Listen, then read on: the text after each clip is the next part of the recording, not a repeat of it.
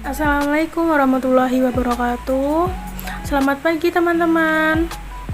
Jumpa lagi bersama Ibu Intan. Apa kabar semuanya? Semoga senantiasa dilindungi Allah Subhanahu wa taala. Sebelum memulai pelajaran, sebaiknya kita berdoa terlebih dahulu. Berdoa dimulai. Berdoa selesai. Untuk presensinya, Ibu akan mengirimkan link. Untuk presensinya, Ibu akan mengirimkan link ke grup WhatsApp. Dan untuk yang izin, silahkan menghubungi Ibu via WhatsApp ya. Dan selanjutnya adalah membahas tentang materi. Minggu lalu Ibu memberikan tugas materi pada hari ini tentang struktur dan aspek kebahasaan cerita pendek. Struktur cerita pendek. Jadi, struktur cerita pendek ini sama seperti unsur cerita naratif lainnya dan diawali dengan orientasi, rangkaian peristiwa, komplikasi, dan resolusi. Orientasi adalah dalam suatu cerita pendek itu disebut pengenalan mengenai tokoh dan latar. Jadi dikenalkan dulu sebelum masuk ke masalah. Jadi belum ada perumitan, hanya pengenalan saja. Siapa sih yang terlibat dalam tokoh ini? Dan gimana latar belakangnya? Terus suasananya, tempatnya, dan waktunya. Yang kedua adalah rangkaian peristiwa. Disitulah kita mengenalkan tokoh, mengenalkan latar secara tersirat ataupun tersurat, itu pun dikenalkan. Lalu kita mulai dengan rangkaian peristiwa akan menjadi awal masalah dalam sebuah cerpennya. Peristiwa ini yang akan terjadinya konflik. Dan yang ketiga adalah komplikasi. Apa sih itu komplikasi? Komplikasi itu sudah masuk dalam masalah atau bisa disebut dengan klimaks atau puncaknya masalah. Komplikasi ini adalah inti masalah, hal yang terberat yang dialami oleh tokoh. Yang terakhir adalah resolusi, itu bisa disebut penyelesaian atau pelarian dari masalah tokoh konflik. Dari masalah tokoh konflik yang dialami masalah si tokoh. Dan keduanya kita akan membahas tentang aspek kebahasaan cerita pendek. Itu ada 6. Yang pertama adalah sudut pandang.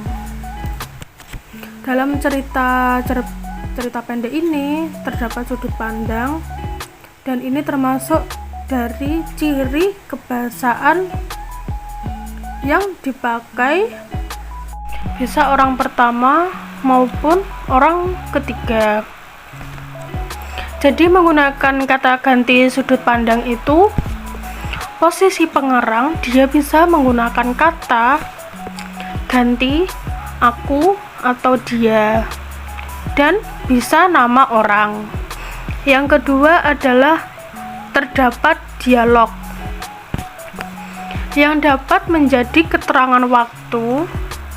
Walaupun dialog tidak sebanyak drama, tapi dalam cerpen itu bisa memasukkan beberapa dialog.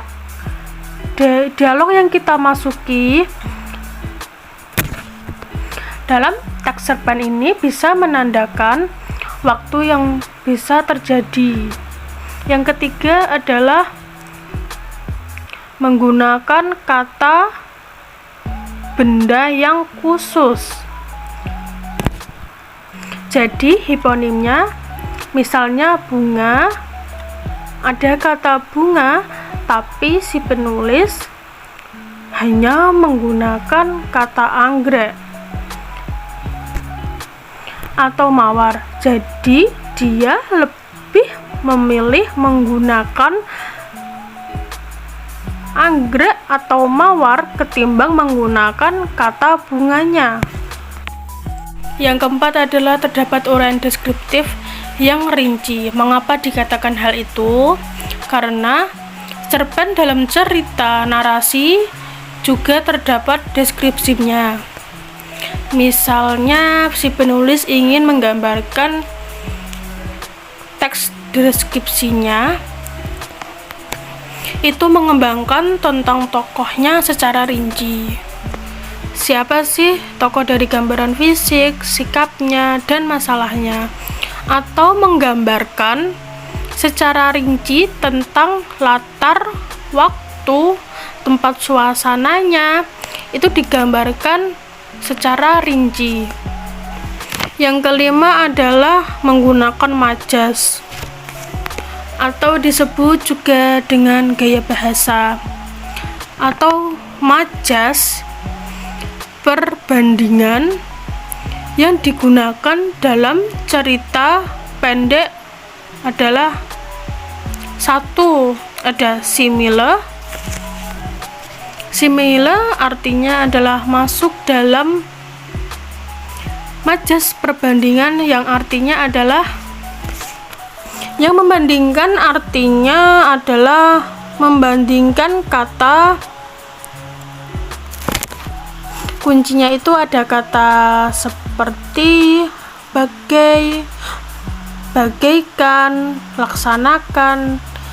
Itu berarti dia masuk ke dalam majas simile. Yang kedua adalah metafora. Ini maksudnya membandingkan dua hal yang singkat. Contohnya, orang yang susah dinasihati itu disebut seperti keras kepala. Ada juga itu banting tulang, itu termasuk bekerja keras.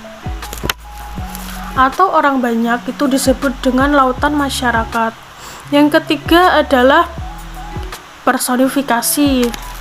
Personifikasi adalah itu benda mati seolah-olah seperti hidup.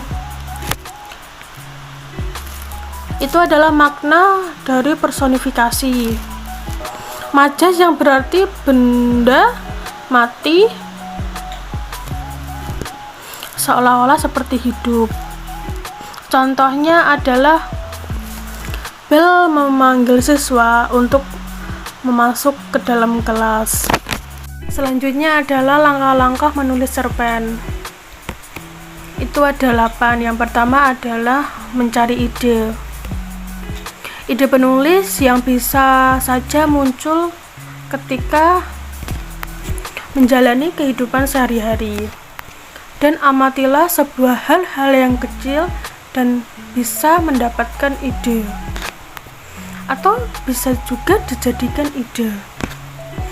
Dan yang kedua adalah percaya dengan gaya bahasa sendiri.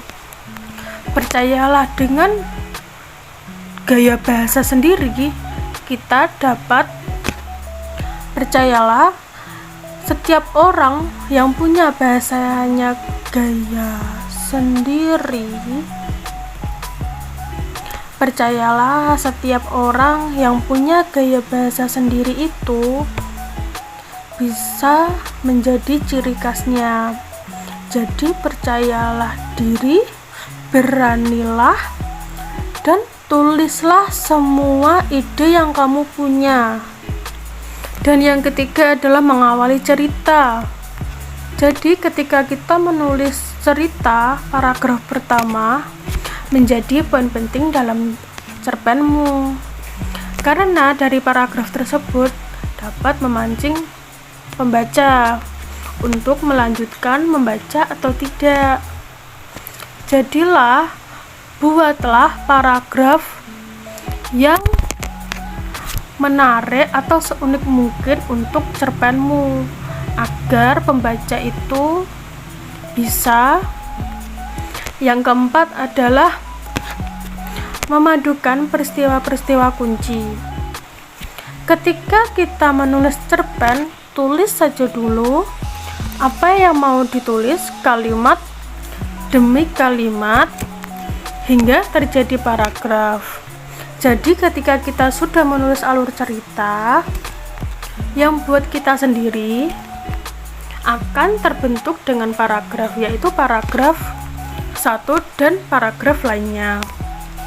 Yang kelima adalah menentukan ending atau penutup. Ending atau penutup itu bertujuan untuk memancing pembaca atau merenung. Dan buatlah sesuatu yang mengejutkan di akhir cerpenmu. Dan yang keenam adalah mengendapkan cerpen. Apa sih itu? Setelah selesai menulis, simpanlah terlebih dahulu sebelum menunjukkan kepada orang lain. Kemudian setelah beberapa waktu, bacalah kembali tulisanmu. Pikirkan kamu sudah lebih segar, jadi kamu dapat menilai cerpenmu dengan lebih objektif. Nah, yang ketujuh adalah menyunting cerpen. Apa sih itu? Setelah kita endapkan tadi, kita tahu bagaimana kesalahannya, dan dari sinilah kita dapat memperbaiki atau dapat mengedit kembali tulisan kita hingga menjadi sempurna. Kemudian setelah kita memperbaiki, yakinkan diri kita, mantapkan diri kita untuk mempublish karya kita sendiri. Dan yang terakhir adalah jangan pernah berhenti menulis. Menulis adalah proses perjalanan yang terus kita lakukan untuk menemukan sesuatu yang indah. Begitu juga menulis cerpen. Teruslah gali kemampuanmu dengan tidak untuk berhenti menulis, karena semakin sering menulis memiliki arti semakin berlatih untuk terus berkembang. Sekian pembelajaran pada pagi hari ini, kurang lebihnya mohon maaf. Wassalamualaikum warahmatullahi wabarakatuh.